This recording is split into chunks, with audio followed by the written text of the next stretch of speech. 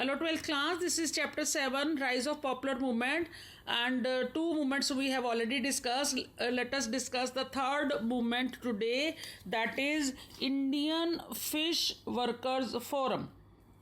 Indian Fish Workers Forum, NFF it is known as. Okay, now what happens, as all of you know that the eastern and western coastal areas of the country जो है वहाँ के जो surrounding areas के लोग हैं, they are dependent on fishing occupation.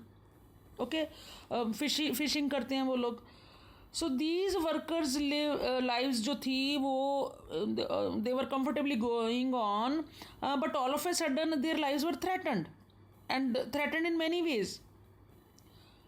क्या होता है कि गवर्नमेंट पर जो है वो परमिट दे देती हैं mechanized trawlers and technologies like bottom trawling वगैरह को on large scale harvesting of fish in these Indian seas. ये जो कोस्टल एरियाज थे हमारे, government permits on large scale, government जो है permitted entry to mechanized trawlers and technologies like bottom trawling for large scale harvesting of fish in the Indian seas. अब इसका impact in coastal areas के लोगों की lives पे continuously हो रहा था. जो through out 70s and 80s ये जो लोकल फिश ऑर्गेनाइजेशन थी वो स्टेट गवर्नमेंट के साथ उनका फाइट जो था वो चलता रहता है. They wanted that state government must do something on this particular issue. Means they gave proper time to the state governments. But slowly क्या होता है, government brings another policy of economic liberalization around mid 80s. So the local fish worker organizations now they were compelled to come together on a national level platform. मतलब state तक उनकी बात नहीं बनी जब, और उधर से न्यू इकोनॉमिक लिबरेशन पॉलिसी आ जाता है, तो these fish workers they come in form an organization and they come on the national level का जो प्लेटफॉर्म था नेशनल फिश वर्कर्स फोरम नाम से. So this forum was formed why to oppose the government's permission.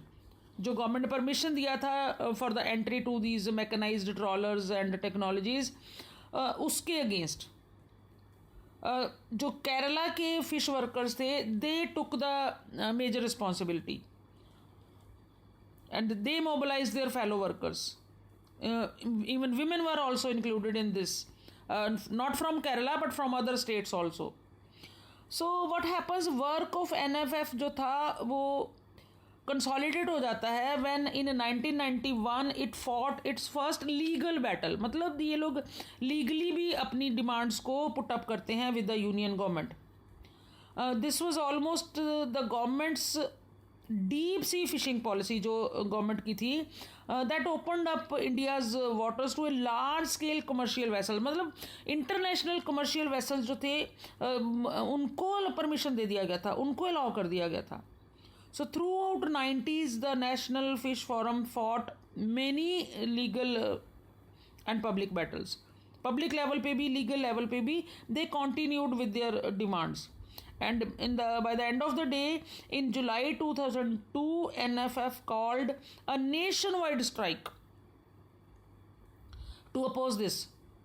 जो government का ये step था, to oppose that step, they come out for a nationwide strike. जो इनको लाइसेंस दिए जाते थे उसके against. So NFF joined hands with the organizations all of the world even. And इन्होंने ना तो शेप ही चेंज कर दिया था.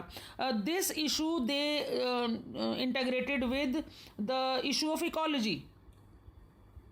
तो इंटरनेशनल लेवल की बहुत सारी ऑर्गेनाइजेशन ने भी इनका साथ देना शुरू कर दिया था for the protection of ecology and specially protecting the lives of this fish workers. दोनों साइड के कोस्टल एरियाज के, इंडिया के, eastern also western also. Clear? So this was all about your third movement, NFF. Thank you.